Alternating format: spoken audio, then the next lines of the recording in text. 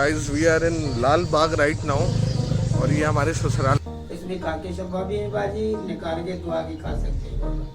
अच्छा, मौला हुसैन रंग लाएगा लाल।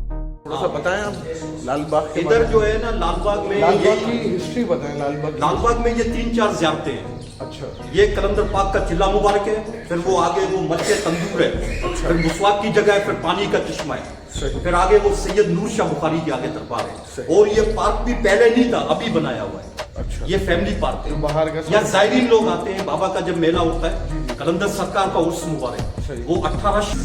तो guys we are moving to the, कहाँ जा रहा था मैं भूल गया हूँ, 1 मिनट रुक गए। हम लोग जा रहे थे, अब जाए वो देखो सामने। अब यहाँ आपको दरख्त बड़े अजीब अजीब और बहुत कदीम दरख्त हैं। ये कम से कम ना यहाँ के लोग बोलते हैं 700-800 साल पुरानी दरख्त है।